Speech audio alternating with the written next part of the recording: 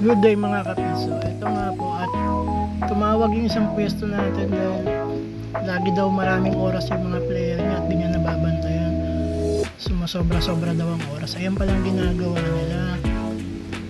Ayan, nakikita rin. Talagang gagawa sila ng parang para makagulang magkaroon ng oras. Ayan. Nuntahan natin, ilang araw na rin yung nagsasabi sa atin. Ngayon palang, kinumpleto lang muna natin yung mga gagamitin. Bumili ako, dahil 2 unit lang yon na piso 5, gagawin ko na ng universal. So bumili ako 2 unit ng universal coin slot. Since ano pa yan, sinauna pang piso net, pinakauna kong piso net yan, hindi match yung butas ng universal sa sa dati niyang coin slot, yung butas ng kabitan. Kaya bumili pa tayo ng handsaw sa TikTok, 14 pesos lang yan. Yan pang lalagari ko. Ito, pupuntahan na natin yung pwesto ko. Dito lang yan, 4 na unit lang yan, pero lumalaban. Ito yung 2, yan.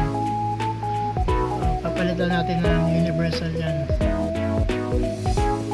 So nagpunta na ako kanina dyan, nakita ko nga na may mga player na siya ang tatas ng oras. Yung pala sinusunod dyan.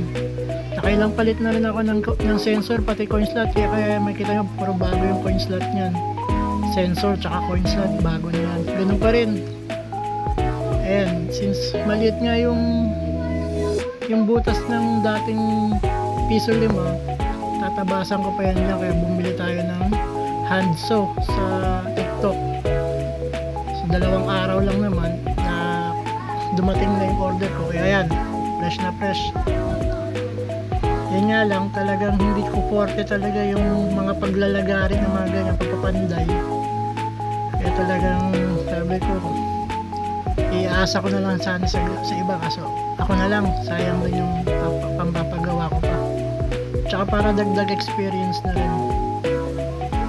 Ayan, susukat-sukat ko na kung gaano kalayo pa yung kakailanganin na So yan, nakabit ko na nga yung isa, tapos tinesting ko na rin, nakalibrate ko naman na yan.